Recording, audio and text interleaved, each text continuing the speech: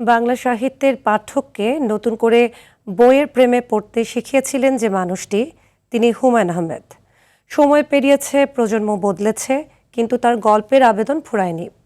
তার কলমে জন্ম নেওয়া চরিত্রগুলো যেন আজও আমাদের চারপাশেই হেঁটে বেড়ায়। তার চলে যাওয়ার 15 বছর আজ। মৃত্যুবার্ষিকীতে সেই প্রিয় লেখকের জীবন, সাহিত্য আর অমর সৃষ্টিকে তুলে ধরছেন মারজান ইভান। দয়ার সাগর ওগো দয়াময়।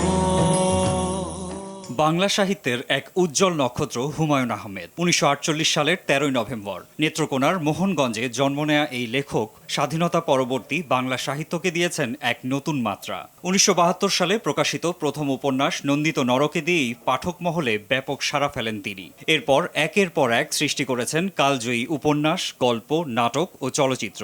তার সৃষ্টি হিমু, নীলা, মিশির আলী বাংলা সাহিত্যের সবচেয়ে জনপ্রিয় চরিত্রগুলোর মধ্যে স্থান করে নিয়েছে।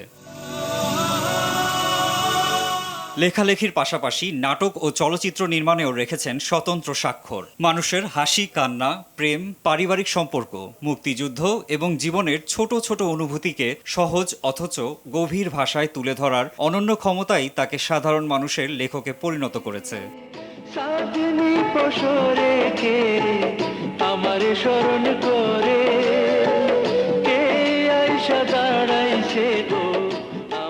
বাংলা সাহিত্যে অসামান্য অবদানের স্বীকৃতিস্বরূপ হুমায়ূন আহমেদ অর্জন করেন বাংলা একাডেমি সাহিত্য পুরস্কার, 21 পদক এবং জাতীয় চলচ্চিত্র পুরস্কারের মতো দেশের সর্বোচ্চ মর্যাদাপূর্ণ সম্মাননা।